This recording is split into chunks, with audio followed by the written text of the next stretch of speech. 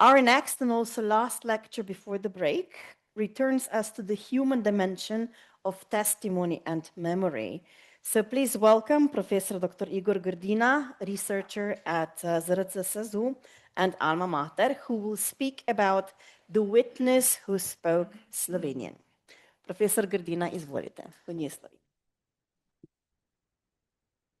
Dear Rector Magnificus, dear colleagues, the witness who knew Slovene, like in Hitchcock style. Michael Skubl, he was born 1877 in Pliberk, Bleiburg, Carinthia, is one of those figures in Austrian history between the two world wars who were neither central nor insignificant, present in the background of major events, yet rarely placed in the foreground. He appears almost inevitably in studies of the Austro-fascist corporative state and the Anschluss, and he surfaces again in accounts of post-war trials where he testified against leading National Socialists and those suspected of collaboration. Still, he has never become the subject of sustained historical attention. This relative neglect is understandable. Even at the peak of his career within the Austrian federal state, Skubl was not an independent political decision maker. Although he occupied high-ranking position within the police and later served as state secretary for public security in the office of Bundeskanzler Kurt von Schuschnigg, he operated within a framework defined by others. His authority was considerable, yet ultimately dependent on the head of the government. His dual role as police president and state secretary might suggest political flexibility, perhaps even opportunism. Yet the reality was more straightforward. He was not a neutral bureaucrat. In the First Austrian Republic, the office of police president quickly became political. The career of his most prominent predecessor, Johannes Schober, illustrates this clearly. A jurist educated at the University of Vienna, Schober became head of the Vienna Police Directorate during the final spring of the Habsburg monarchy and retained the position under the Republic. Although formally unaffiliated with any party, and thus seemingly well suited to promote international police cooperation, from which Interpol later emerged, he made his political preferences unmistakable in the 1930 elections by standing for the Greater German People's Party and Landbund. His firm opposition to the Social Democrats has been evident long before that. Though he led nominally non-partisan cabinets, his political orientation was unmistakable. Even the fall of his third cabinet in the so-called Strafela affair revolved around a deeply political struggle over control of the state railways, an institution of nationwide importance and in times of unrest or war of strategic significance. Schober justified his stance with legal and moral arguments, but his determined confrontation with the Social Democrats revealed his desire to secure the dominance of his own position in public life. Schober was succeeded as Vienna police president by Franz Brandl, who oversaw Austrian security structures during the dramatic events of March 1933, when Parliament effectually eliminated itself. Brandelson broke politically with Bundeskanzler Engelbert Dollfuss, who maintained that the government was not bound by parliamentary inability in reconvene legally. As a result, Brandt lost his position and demonstratively joined the National Socialist Party after the establishment of executive dictatorship. Dollfuss indeed moved toward authoritarian consolidation, appointing Eugen Seidel as police president. Seidel, like his predecessor, achieved international recognition and played a decisive role in suppressing the Social Democrats in February 1934, thereby contributing to the fascization of Austrian state. Yet only months later, in July 1934, National Socialists attempted to seize power. The coup failed, but not before Chancellor Dollfuss was captured and murdered. The putsch, which found considerable support in parts of Styria and Carinthia, shaped by radical Greater German and simultaneously anti-Slovene nationalism, caught Austrian security structures off guard. The reason lay less in the conspirators' organization than in widespread doubts about the regime's long-term direction. Dollfuss inherited a population that doubted Austria's viability as an independent state, especially given its dependence on Mussolini's Italy. Memories of Italy's defection during the First World War did little to inspire confidence. International tensions, particularly between the ambitious Major Emil Faye and Dollfuss' inner circle, further weakened cohesion at the top.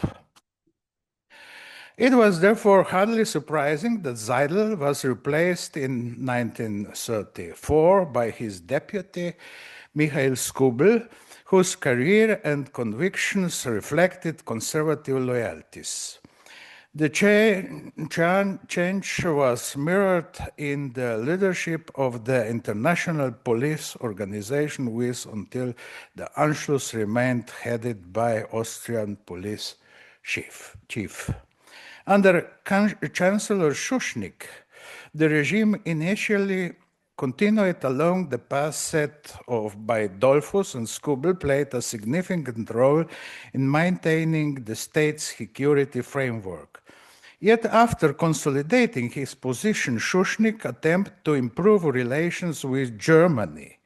This shift required that some of the most visible figures in the suppression of the 1934 putsch disappeared from Vienna corridors of power. Karl Karwinski, Minister of Justice, at the time when the putschist Otto Planeta and Franz Holzweber were executed, left the government in 1935. Skubl, however, was not regarded as a particularly prominent persecutor of the coup participants. This perception likely enabled him to remain a central pillar of Schuschnigg's security apparatus during an increasingly uncertain period. Following the agreement of 11th of July 1936, which marked a thaw in Austro-German relations, he was promoted on 20th of March 1937 to the position of State Secretary. By appointing figures such as General Edmund Gleiser von Horstenau and Guido Schmidt, representatives of so-called national opposition, a euphemism for sympathizers of swastika, Schuschnigg sought to accommodate pro-German forces. At the same time, he strengthened the Fatherland Front by elevating loyal conservatives such as Skubl.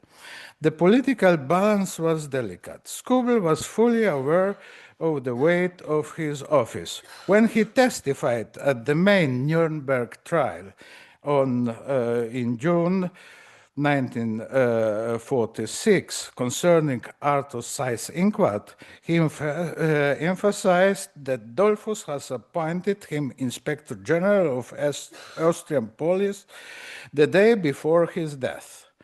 He described himself as having stood at the head of the defense front against Nazi aggression, and therefore as having been personally in conflict with Adolf Hitler. Yet his resistance was shaped by his temperament, his experience, and his understanding of Austria's interests. When Schuschnigg resigned under German pressure on 11th of March 1938, Skubl was unwilling to assume leadership. Having warned the Jewish writer Joseph Roth to leave Vienna immediately, he clearly did not believe that effective resistance was possible. Nor does the fact that Seyss-Inquart retained him in the transitional government suggest uncompromising opposition. Skubl was too informed not to see how pervasive National Socialist influence had become. Decades of pan-Germanism had prepared the ground. Anti-Semitism, once a radical agitation tool, had spread beyond its original circles and was no longer marginal. The idea of Anschluss, once discussed across the political spectrum in the Wilsonian era of national self-determination, regained strength during the economic crisis of the 1930s. One might therefore ask why Skubl, who understood the gravity of his position, acted so cautiously. Austrian Nazis perceived him as representing that segment of population which differed politically yet was prepared to resist only up to a certain point. But he was the chief. During the brief Seyss-Inquart government, he was effectively the highest representative of the Fatherland Front still present in office. Many leading figures had already fled or soon found themselves in concentration camps. Skubl resigned during the Anschluss, was placed under house arrest, and later deported to Kassel. Yet this treatment remained comparatively mild. After intervention by Danish colleagues, he was even permitted a degree of freedom of movement. Though his pension was reduced, his fate was far less severe than that of the other leading representatives of the Austro-fascist regime. Clues to his restrained conduct might be found in his earlier years in Ljubljana, 1912-1918, where he served as senior police commissioner in the Duchy of Carniola. He left traces in Slovene memoir literature, appearing in the works of the liberal politician Ivan Hribar and the social-democratic writer Ivan Cankar. Both were imprisoned at the outbreak of the First World War, yet neither retained hostile memories of him. Cankar later described him as a kind and European gentleman, while Hribar considered him a Germanized Slovene. Hribar recalled how Skubl once inserted into his prison manuscripts a Slovene poem of his own about his native Carinthian landscape and his mother, and act demonstrating not only linguistic fluency, but also a subtle awareness that he was reading Hribar's papers. The gesture combined surveillance with civility. Already during the First World War, Skubl displayed caution and a tendency to maintain bridges. After the collapse of the Habsburg monarchy in 1918, he briefly found himself imprisoned in the new Yugoslav state, but was soon realized and relocated to Vienna, where he gradually advanced to prominent position. In 1918, he survived the fall of one state. In 1938, he survived the collapse of another. At post-war trials, he testified as a history might yet take another turn. In this sense, his conduct during the Anschluss was not fundamentally different from his earlier behavior in Ljubljana or his later courtroom appearances. It was often difficult to determine which side of his coat was the outer, on which the lining.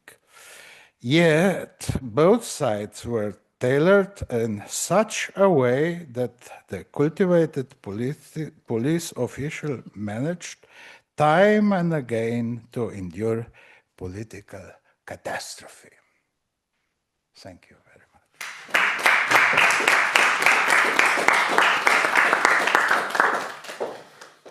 Thank you very much also to Professor Grdina, also for finishing on time. Dear ladies and gentlemen, this is the end of the first part, and we would like to invite you to join us for a quick coffee break, which is up the stairs in the small room behind it. I would also kindly ask you to be back in about 15 minutes because we have 4 more very interesting contributions after the break. So 15 minutes, a little bit of coffee, something to nibble on. And for those of you who are not familiar with our premises, the restrooms are outside in the corridor close to the stairs. Right, well-deserved break, and see you again in 15 minutes. Thank you very much.